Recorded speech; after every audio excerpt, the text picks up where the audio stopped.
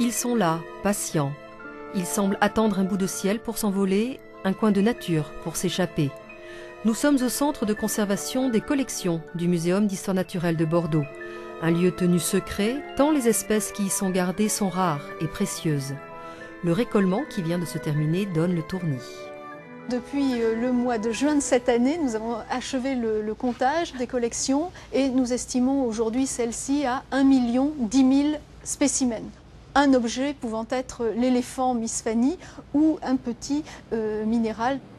Nous sommes dans la nef des grands spécimens. Mammifères, oiseaux, reptiles sont rangés dans ces travées à l'abri de la lumière, de la poussière.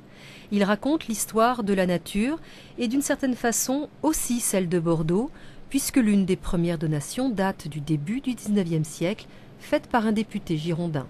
Ce crocodile et celui qui se trouve sur la tablette en haut sont parmi les plus anciens spécimens de nos collections. En tout cas, c'est les deux anciens identifiés puisqu'ils datent de la donation Journu-Aubert en 1804.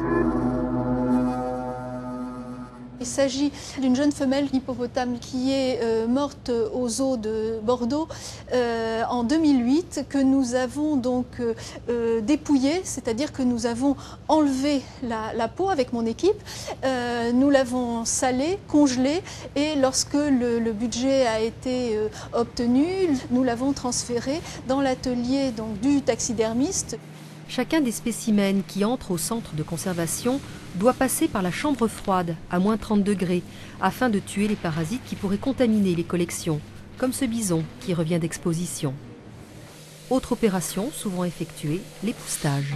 C'est un crâne d'éléphant qui revient de l'exposition de Bayonne. Comme il était en carton avec les chips qui font des petites particules, je vais utiliser un compresseur qui va souffler de l'air pour enlever ces petites particules et que le spécimen soit remis en place sainement. L'une des activités du centre est aussi la mise en mémoire photographique de chaque objet. Il s'agit d'enrichir la base de données ou encore, comme ici, de photographier certains spécimens à la demande d'un chercheur pour ses travaux. Il s'agit d'une prise de vue un peu particulière. Ce sont des spécimens qui sont ce qu'on appelle des types, qui sont des collections, qui sont les références internationales qui ont servi à décrire une nouvelle espèce, dont les photographies nous sont demandées par un chercheur qui souhaite les étudier.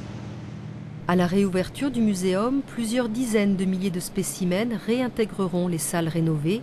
Cela ne représentera qu'un quart des collections et il faudra attendre 2017 pour les voir.